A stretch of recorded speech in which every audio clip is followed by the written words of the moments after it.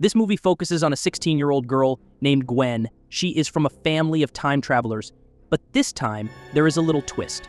Everyone thought Gwen's cousin Charlotte had the time-traveling gene and had been preparing her for the task all of her life, but out of nowhere, Gwen realized she had inherited the rare ability to time travel on her 16th birthday. Despite being overshadowed by Charlotte, who was thought to have the time-traveling gene, Gwen now finds herself in the middle of a conflict involving her family's history and a mysterious organization called the Order. Gwen must work now with Gideon, Charlotte's arrogant boyfriend, to uncover the secrets of her family's past and the power of the chronograph, a device that can control time travel.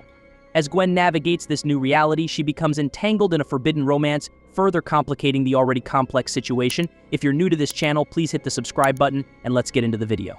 The movie kicks off with some hooded men chasing a man and a woman. The man's name is Paul and the woman is Lucy. There's nowhere to run to as all the exits have been blocked by the chasers. While they were about to get shot, they mysteriously teleported by activating a strange device.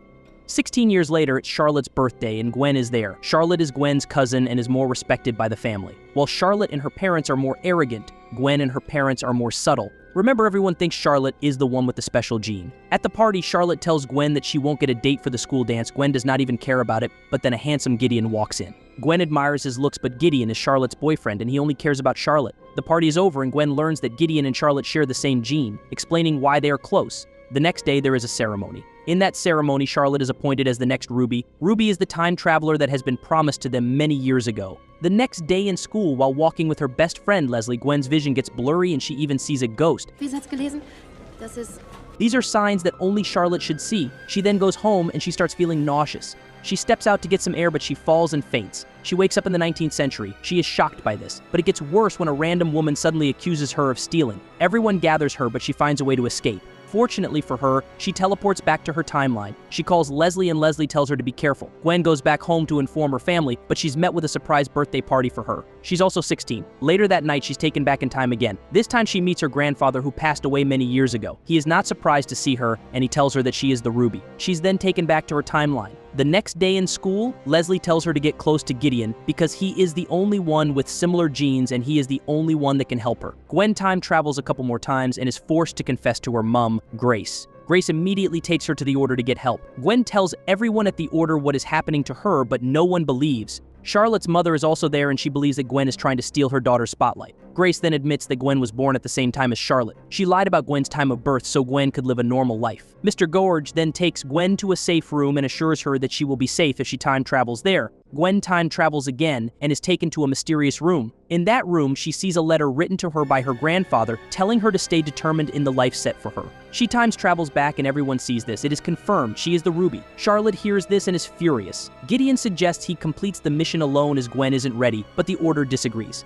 Ex hoc momento endet und mit deines Herzen Blut. She is then taken to see a physician, Mr. White. Mr. White takes a blood sample from her for the chronograph, a device used to time travel more precisely. Gwen is then taken to see Madame Rossini. Madame Rossini is the costume lady. She makes costumes for the time travelers to suit any age they are traveling to. Gwen is then taken to Order of Count Saint Germain, just like Charlotte was a few days back. Gwen makes it clear that she does not trust them, but they assure her that they are there to serve her. She is then given a red ring and everyone claps. Gwen goes back home and apologizes to Charlotte, but Charlotte is still mad and warns her to stay away from Gideon. The next day, Gwen meets Falk and Gideon and Falk shows her the mission. Gwen assures them that although she does not look ready and they don't trust her, she will perform the task well. For the mission, they need to get blood samples from all the previous time travelers of the past to complete the second device. Gideon has already tried to collect blood sample from Gwen's great-great-grandmother Toni, but she makes it clear that she would only give it out if Gwen is present. After getting everything ready, Gwen and Gideon travel back in time to visit Toni. Toni sees Gwen and happily welcomes them. Right there in Toni's house, Paul and Lucy meet Gwen. They are really happy to see Gwen and they let her know that they did everything they could to protect her. Lucy then tells Gwen that once the blood samples are complete, the sample will sacrifice her to complete the mission. Gideon takes Gwen away. We see Gideon and Gwen back in their timeline spending time together. Gideon is starting to care about Gwen. Back in school, Gwen shares her time travel experiences with her friend Leslie, violating the Order's vows of secrecy. Charlotte recruits a teacher at school, a secret Order member, to stop them.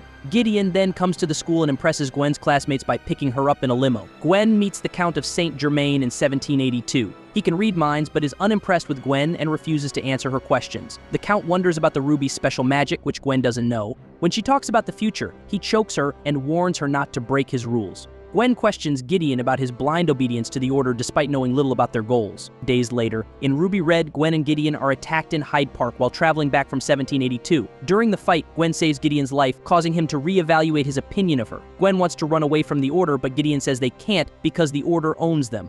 He ultimately decides to search with her for answers and kisses her as thanks for saving him, which Charlotte observes. And that night, Gwen and Gideon sneak into the Order's archives to find an ancient prophecy about themselves, but the documents are at a bank. Using a note from Gwen's grandfather, they travel to 1942 and read the prophecy about Gwen's death as the Raven, bleeding out in the snow, completing the Circle of 12. Security guards interrupt them, and Gwen falls from the observatory tower, waking up in her own blood. The Count confronts her in spirit form while Gideon is imprisoned. In the present, Falk de Villiers tries to prevent saving Gwen, citing the prophecy, but Gideon defies him. At the school ball, Gwen discovers the little ghost boy is her grandfather's brother, realizing her ability to see ghosts is the magic of the Raven. Gideon and Gwen then goes to the school dance together, and everyone is shocked to see them as a couple. Everyone thought Gideon will be with Charlotte. Gideon confesses his undying love to Gwen, and they share a kiss. And that brings the movie to a close. If you enjoyed the video, smash the like button and subscribe to the channel if you haven't already. Enjoy your day. I'll see you in the next video.